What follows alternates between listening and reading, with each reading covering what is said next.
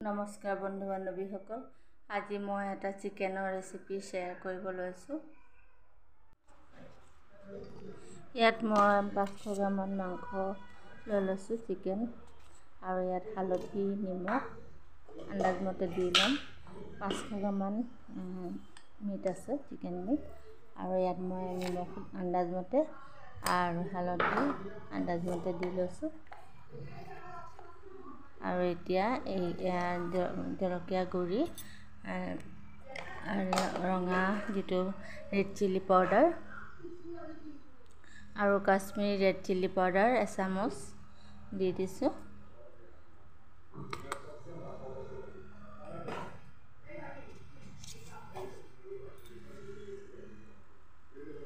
আৰু ইয়াত জিৰা আধা চামুচ আৰু ধনিয়া গুড়ি আধা চামুচ দি দিছোঁ। আৰু ইয়াত সকলোখিনি, আৰু ইয়াত মই দৈ বাটি দি দিছোঁ। দৈখিনি ঘৰত পতা দৈ দি দিছোঁ, অলপ মিক্স কৰি চামুচেৰে মিক্স কৰি দি দিছোঁ। আৰু এতিয়া একেলগে মই ইয়াত মাষ্টাৰ্ড অইল দি দিম। মাষ্টাৰ্ড অইল 2 টেবুল চামুচমান দি ল'ব লাগিব, আৰু লগতে মই মিক্স কৰি ল'ম। এতিয়া সকলোখিনি একেলগে হাতেৰে ভালদৰে মিক্স কৰি ল'ম, আৰু 10-15 মিনিট সময় মেৰিনেট কৰি থৈ দিম। এনেদৰে ভালদৰে সানি ল'ব লাগিব।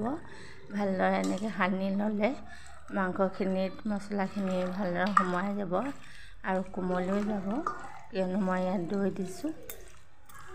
দৈ বাটি দৈখিনি অলপ মিক্স কৰি দিলে ভাল হয়। আৰু এনেদৰে ভালদৰে অলপ 5 মিনিট ধৰি ভালদৰে সানি মিক্স কৰি মেৰিনেট কৰি ঢাকন লগাই মই থৈ দিম 10-15 মিনিটৰ কাৰণে। আৰু ইয়াত মই পিঁয়াজ কাটি লৈছোঁ, এনেদৰে মিহি মিহিকৈ পিঁয়াজ কাটি লৈছোঁ। আৰু এইফালে মই আলু তেল গৰম কৰি আলু হালধি নিমখ দি ভাজি লৈছোঁ। চিকেনত বহুতে আলু নিদিলেও হয় পাৰে, কিন্তু সৰু ল'ৰা ছোৱালী খাবলৈ ভাল পায়, আৰু বহুতে আলু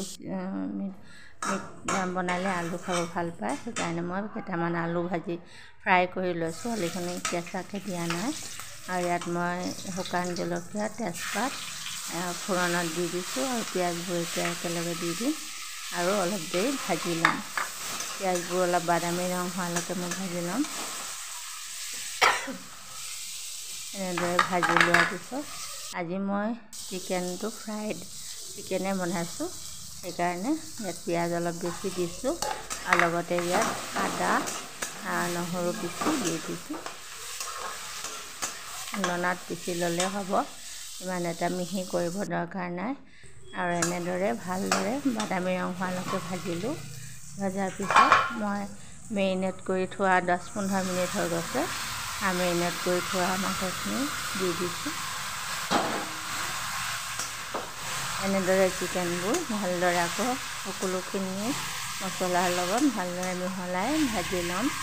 এনেদৰে অলপ সময় পিছত ভাজি ল'ম, আৰু ঢাকন লগাই মই ভাজি ল'ম। এনেদৰে অলপ সময় ভজাৰ পিছত মই ঢাকন লগাই দিম।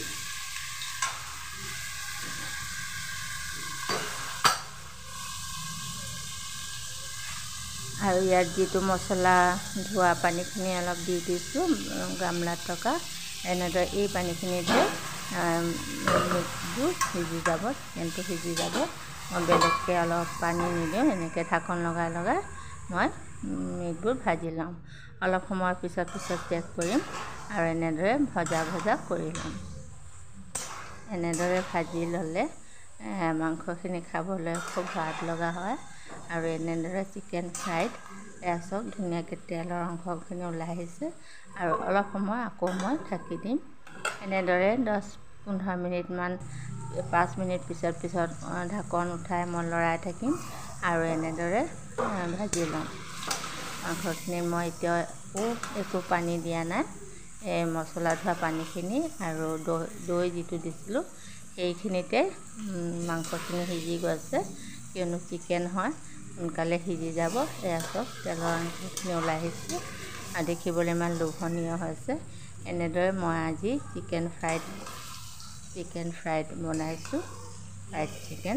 আৰু এনেদৰে এবাৰ বনাই খাই চাবচোন, খুব ভাল লাগে। মোৰ এই পদ্ধতিটো কেনে লাগিলে, ভাল লাগিলে লাইক শ্বেয়াৰ কমেণ্ট কৰিব। আজিলৈ ইমানেই, নমস্কাৰ।